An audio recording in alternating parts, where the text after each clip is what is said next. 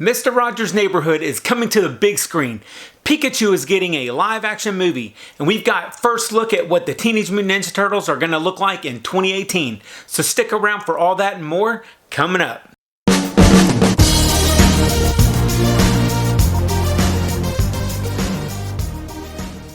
What up to my peoples? Welcome back to Retro Crunch, your nostalgia news show that's all about current pop culture, movies, music, and games that relates to all things 70s, 80s, and 90s. Would you be mine?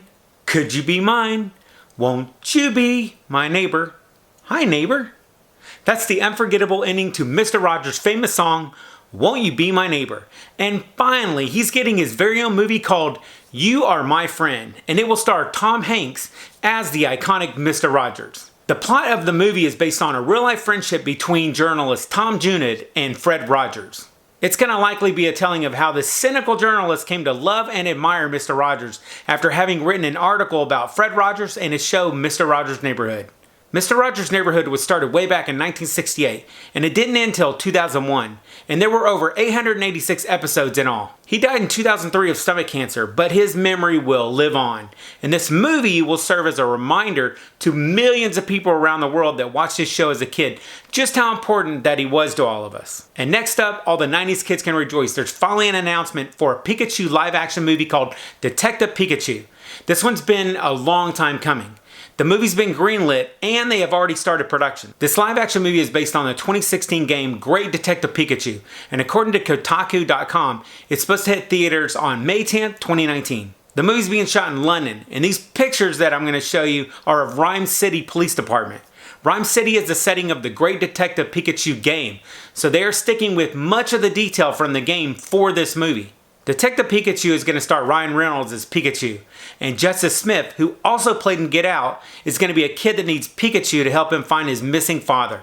And just yesterday, Nickelodeon released some pictures of what the Mutant Ninja Turtles are going to look like for the latest version of the animated series called Rise of the Teenage Mutant Ninja Turtles. From the pictures and the bio information about the turtles, they're going to have updated weapons. Each turtle is going to be a different type. And from the pictures, they also look nothing like the turtles that we grew up with in the 80s and 90s.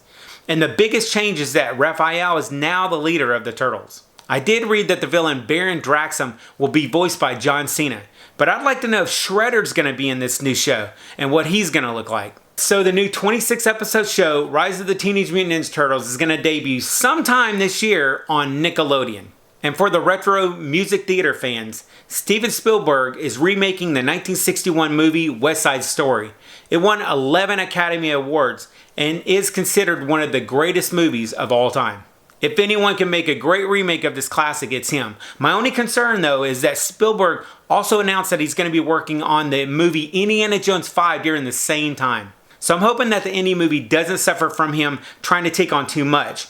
I guess we're just going to have to see, but I'm hugely excited for both movies anyway. Oh, that reminds me, the new Star Wars movie Solo comes out with its first trailer next week, so keep your eyes peeled for that one. And onto some retro music news.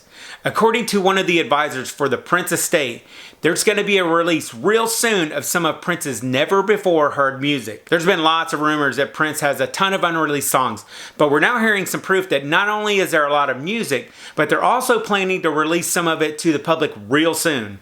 I'm a huge Prince fan, so this is music to my ears.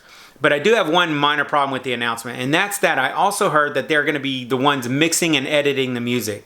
What if the mixes don't sound right or they just do a bad job of editing? I'm still going to buy it, don't get me wrong, but it may not be what Prince wanted us to hear, so just keep that in mind. Also, the original Planet of the Apes script is being made into a comic book, and this is great because the original movie did not stick to the story of the original script. If you guys are interested in seeing what Rod Serling's script was supposed to be, you should pick up the graphic novel when it comes out for sale. The comic book will be called Planet of the Apes Visionaries, and it's going to be in your local comic book stores on August 2018. And then on this day in history, February 2nd, 1977, Radio Shack began initial production of the TRS-80 computer. The TRS-80 became one of the best-selling home computers by the late 70s, and it was in most school computer rooms by the early 80s. And I remember using this thing in school when I was a little kid. And that's all the retro news that I have for you this week. If you like this video, be sure to give it a like. And if you're new to the channel, it would be totally rad if you subscribed and joined our Retro Tribe. We put out groovy videos every Monday and Friday, so be sure to stick around. Alright, Retroheads, I hope you enjoyed the show, and I'll see you guys in the next video. And remember, if it ain't retro, it ain't worth watching.